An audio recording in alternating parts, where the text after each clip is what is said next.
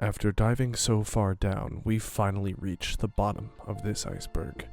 It's time to see the most unknown, terrifying, and unexplainable things that Minecraft has to offer. The deepest trench. Legend of the Chambered. Let's start off easy with something most people don't know. This was a retro-styled first-person RPG created by Notch sometime before May of 2008. This includes the old texture for leather armor, as well as textures for the apple, iron sword, and quiver. There's also Prelude of the Chambered, which Notch made in 48 hours for London Dare. Steve is a god. This has been theorized by many people, but the question is, how can Steve carry so much? How can he jump a whole meter without a problem? How can he run twice as fast as the average person? Why is he the only human we see in the world? How can he go from nothing to slaying a cosmic being within days? How can he literally punch trees? It makes you wonder if perhaps our character has a little bit more to them than we expect. Hallowed World. Despite being 8 times the size of Earth, the Minecraft player doesn't experience 8 Gs of force. In fact, gravity is arguably less than it is on Earth, explaining how Steve can effortlessly jump meters of blocks without tiring. The reason for the reduced gravity is most likely because a vast majority of the world is actually hollow. The Earth's crust is 35 kilometers or 21.7 miles thick, and the distance to the center of the Earth is over 6,000 kilometers, which is about 4,000 miles. But the distance from Minecraft sea level to bedrock, currently, is a mere 62 meters. The void may not actually be a bottomless pit, but just a large expanse of darkness in the middle of a massively artificial planet. Pumpkins contain souls. A theory that the reason snow golems and iron golems come to life after putting a pumpkin on their head is because they're imbued with souls, or at the very least, soul energy. All naturally spawning pumpkins prior to 1.13 had faces carved into them, which could suggest that they're much more than just regular pumpkins. Most items in the game that involve a face have some connection with souls, whether it be totems of undying, withered skeleton heads, or even soul sand. Zombie Town. This is another old game by Notch that was made sometime around October of 2009. The only footage of the game shows humans frolicking around in an empty field, and it's very likely that the Minecraft zombie came from that game. Unused chair texture.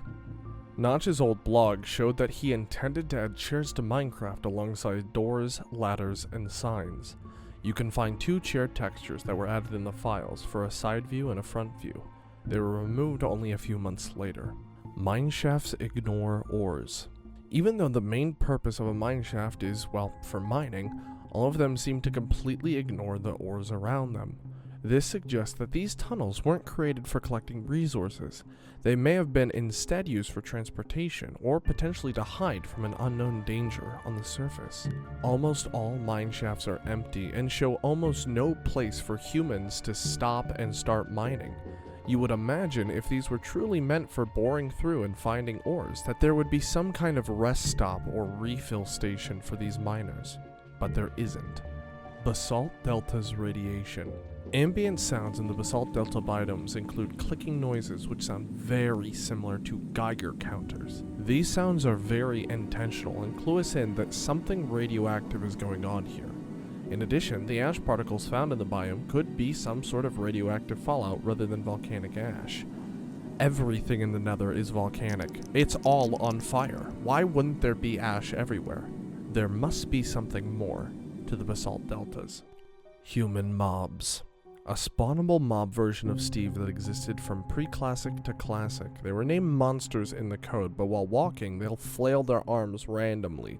In later versions, they had the ability to attack the player, indicating that they were either a test or a planned mob. Skis.png. A texture for a pair of skis that was added in the 1.4.6 update in December of 2012. They were referenced by Dinnerbone on Twitter, though he also implied that skis were simply a joke. Calm 4. An upbeat synth tune that was added in alpha version 1.1.1, but removed in the next version. Around 1 minute and 36 seconds, Notch can be heard saying Mojang specifications, but sped down. Mojang Specifications was the name of the company for about a year. Vexes are lost souls.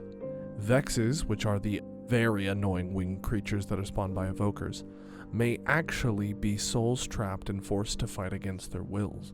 While summoning a mob usually means creating it out of thin air, to evoke is to call upon a spirit or deity. This suggests that Vexes have already existed prior to being called upon. While it could be argued that Vexes are part of a demonic army acquired through a pack, which we talked about in another video, the other likely explanation could be that they are the souls of villagers slain during raids. Soul energy can be trapped and harnessed in this world, so why are we not to expect that every soul that dies has somewhere that it can wait before passing on? What if the evokers have found a way to take that soul energy that's sitting in limbo and turn it into something weaponized? Piglins used ruined portals and became zombified. This one might be a stretch, but piglins in the Nether may have created their own obsidian portals in order to explore the overworld, only to find out that it rots their flesh. The zombified piglins then went back to their homeworld, destroying the portal on the other side. Where piglins got the obsidian in the first place, however, is a different question. Old Root, an ARG that started on the Minecraft subreddit in 2014 by user Old Root that is still unsolved to this day. In fact, I reached out to the creator of Old Root and, in the future, may be doing some mystery solving myself with your help. Warped Forest Help Sounds. Some ambient sounds in the Warped Forest biome have been named Warped Forest Help and Warped Forest Hear, showing odd Enderman noises and sounds of distress. It's likely that they're attempting to communicate to the player about something much like they already do with backwards speech. Perhaps there's danger that we can't see. Shared bedrock pattern. In Java Edition, the pattern of the bedrock floor underneath the overworld is the very same in every world regardless of the seed, though in Bedrock Edition, it's only the nether ceiling that is consistent. This consistent pattern can be exploited and has been done on 2b2t to pinpoint the coordinates of a base through a picture of just a few blocks of bedrock.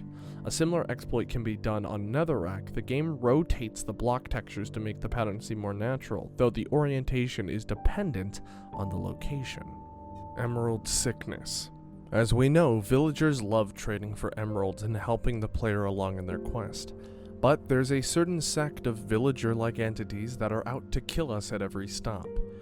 These illagers could have been corrupted by greed, by money, by power, using their emeralds to buy ways of extending life, and in doing so becoming mad scientists.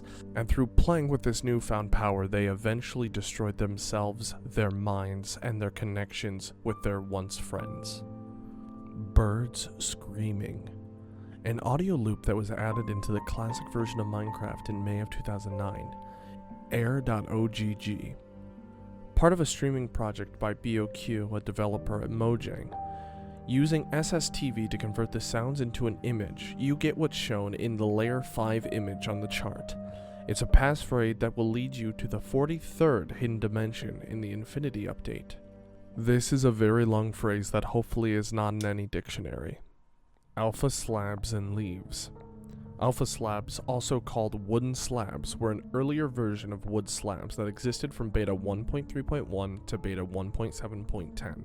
They were identical to a stone slab in terms of footsteps downs and tools required to break them, as well as in vulnerability to fire, except they had the wooden plank texture. As the game updated, Mojang made a new slab called Oakwood Slab, but they left the Alpha Slab ID in the game, so as a result, there were identical looking wooden slabs with different IDs for several updates. In 1.8, the wooden slab shows a missing texture in the inventory. In 1.13, the wooden slab texture was brought back, but the name was changed to Petrified Oak Slab due to its stone slab properties. Alpha leaves have a similar story. With their texture in the inventory being abnormally large missing texture blocks, they are only obtained by starting a beta 1.2 world, grabbing them with Silk Touch, then updating to a later version. In 1.13, alpha leaves were converted to oak leaves. Wandering traders are nitwits. Take a good look at the wandering trader. See anything hiding? The undershirt of the wandering trader is green, which is exactly what a nitwit shirt looks like. A nitwit is a type of villager that doesn't trade, so perhaps these nitwits left their village to find their true calling, selling exotic goods from rare locals. Their poor trades might be a result of laziness or a below-average intelligence. It's also likely that they're just scam artists, but a nitwit may not be smart enough to even attempt such a thing, so it's really up to whatever we decide to think. Dead Star. Though we've already covered some post-apocalyptic theories in the past, this theory states that the Minecraft world doesn't actually take place on Earth at all, taking place far into the future, where the sun has reached its entropic death. Humans decided to create their own artificial sun by turning the Earth into a heat source, while civilization migrated over to the cold remains of the dead sun to start anew. The artificial planet could explain why the Minecraft world is so abundantly ripe with resources and why there's only a few feet of soil above a layer of rock. This could also explain the Hallowed World theory. Enchanting table is futuristic technology. The enchanting table text is that of the standard galactic alphabet, which was created by id Software's game series Commander Keen. This alphabet is used in multiple different medias as either an Easter egg or a placeholder, but the fact that they chose to use the standard galactic alphabet to explain what's happening to enchanting proves that it's more than souls or other mechanical energy. Perhaps it's technology from a time beyond where we are. Alternative Redstone. Before Redstone was added to Minecraft Pocket Edition, players found ways to create signals using the blocks they had, and often sand and cactus. This is because of a mechanic that forces the top block of a cactus to break if it's adjacent to any other block at any time. By placing a line of signals on top of the cactus, then placing the sand blocks on top of signs, one could make the sand blocks fall down on demand by placing a block next to the cactus. This basic contraption is useful for making falling sand doors, as well as having the sand blocks trigger yet another cactus signal to create a chain of them. Minecraft Pocket Edition Crater. Before caves were added to Pocket Edition, a seed called Porsche generated an incredibly deep crater, complete with lava waterfalls and a lake at the bottom. This is incredibly unlikely, as you could make 1,000 old Minecraft Pocket Edition worlds and never find a single instance of generation that even resembles a cave. But this seed does indeed look exactly like a cave. Pillagers created an armed piglins. Illagers may have experimented on pigs and found out that they could make humanoid monsters with the right altercation. After realizing that the zombified piglins don't make good servants, they were all likely banished to the nether like it was some kind of cosmic garbage bin. It is also unavoidable to note that they both have crossbows, they both have axes. You would have to ask yourself, where did the armed piglins get these? This theory could also explain why regular pigs turned into zombified piglins when exposed to lightning. They've all been tampered with by the illagers. Mushroom Island's nuclear tests. Mushroom Islands stand out a lot in terms of overworld biomes. They contain a type of grass, mycelium, that isn't attainable anywhere else, as well as mutated mushroom cows, mushrooms. In addition, no hostile mobs spawn there, giving it a peaceful but desolate feeling. Since these biomes are almost always exclusive to islands, it's likely that these sites were used by an earlier civilization to test some form of nuclear or atomic weaponry. The radiation made it so that no mobs could even dare to spawn on such soil, and it led to an extinction of any living animals that might have been there, and those that did survive mutated into the species that we see now. And I know this is a stretch, but the mushroom theme of the island could be symbolically linked to mushroom clouds made by nuclear explosions. The wither is imperfect. The current wither is formed with only a few blocks of soul sand and 3 wither skeleton skulls. That doesn't really seem like much to summon what is apparently this powerful of an entity, and not to mention the fact that the wither is just a floating torso. We probably don't know the proper way to summon the perfect wither, as instead we're going off what the wither painting depicts. Even though it's not canon, Minecraft Story Mode, which I did play on my Twitch and you should go follow me there, had the main antagonist of the first season be a wither storm which contained a command block controlling it. Perhaps the version of the wither that we can't build requires a command block. Pocket Edition Invisible Fire. When fire was first added to Minecraft Pocket Edition, it was completely invisible save for the smoke particles.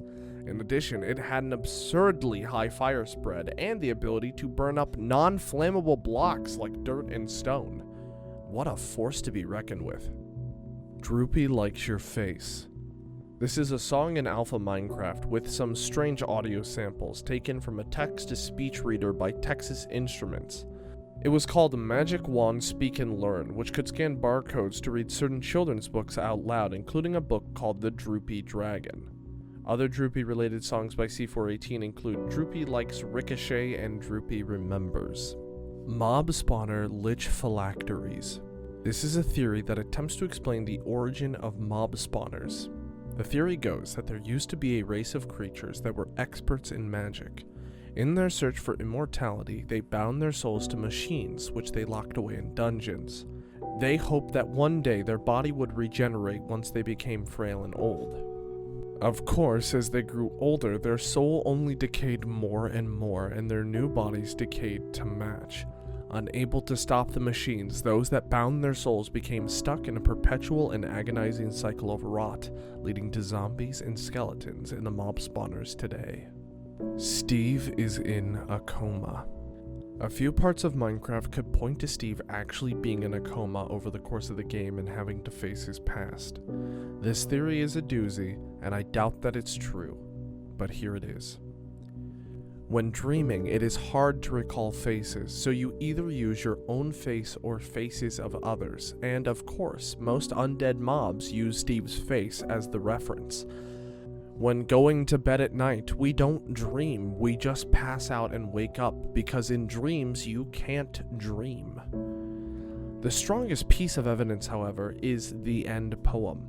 Besides just comparing life as a long dream versus the short dream of the game, the last line of the end credits instructs us to wake up. The dimensions in Minecraft could also represent different stages of the subconscious. The overworld is surface level, where imagination thrives and memories are kept in order, represents the present, while the nether, on the other hand, represents traumas and regrets of the past. It symbolizes the chaotic part of our subconscious, housing our fears, instincts, motives, and urges.